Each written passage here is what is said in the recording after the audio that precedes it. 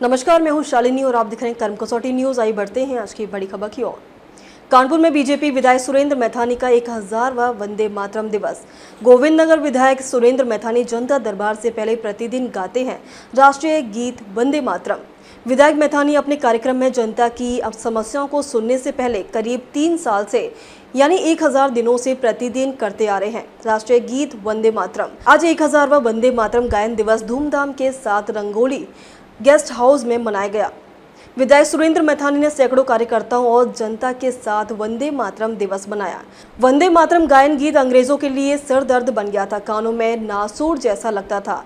विधायक मैथानी, विधायक बनने के बाद पहले दिन से ही मैंने वंदे मातरम गीत गाना शुरू कर दिया था। विधायक मैथानी, ये वंदे मातरम गीत इसी तरह से अनवरत चलता रहेगा और इसे गिनीज वर्ल्ड रिकॉर्ड का तक लेकर जाएंगे। विधायक मैथानी, क्रांताओं ने उठाया और समय समय पर हमारे देश में अनेक आक्रमण हुए। इतिहासकार प्लिनी ने कहा है, भारत सोने की कब्रगाह था। विश्व के किसी भी हिस्से से निकलने वाला सोना सोने की चिड़िया कहलाता था। लेकिन इन सब के बाद भी हमारे पास जब भी कोई आक्रांता आया तो उसने देश में अनेक प्रकार का तांडव किया और हम तो उस समय भी कोई ना कोई महापुरुष था। महमूद गजनवी आया तो उस समय भी कोई ना कोई महापुरुष था। इस प्रकार से निरंतर हम संघर्ष करते रहे। आयोजित करने के लिए हम सभी आज इस प्रांगण में एकत्रित हुए हैं। दोस्तों, हम सभी जानते हैं कि हमारे देश के यशस्वी प्रधानमंत्री आदरणीय नरेंद्र मोदी जी ने आजादी का अमृत महोत्सव मनाया। जिस समय उन्होंने माध्यम से वो सभी स्वतंत्रता संग्राम सेनानी जिन्होंने मातृभूमि के प्रति अपना बलिदान दिया, अपना सर्वोच्च जीवन बलिदान देने के बाद का संबंध है, वो सबके विधायक हैं, तो मेरे भी विधायक हैं। लेकिन दूसरा संबंध ये है, कुछ लोग यहाँ पर बैठे हैं, माननीय विधायक जी हमारे स्वयंसेवक बंधु भी हैं। वो उसी नगर के स्वयंसेवक हैं जिस नगर के हम लोग स्वयंसेवक हैं।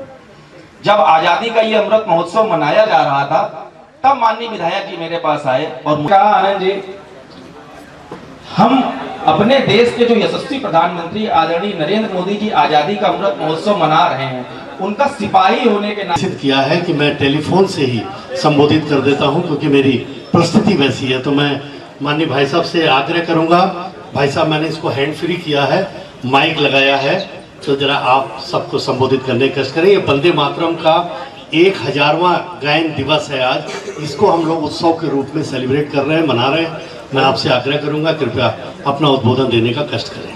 माननीय श्री रामदास।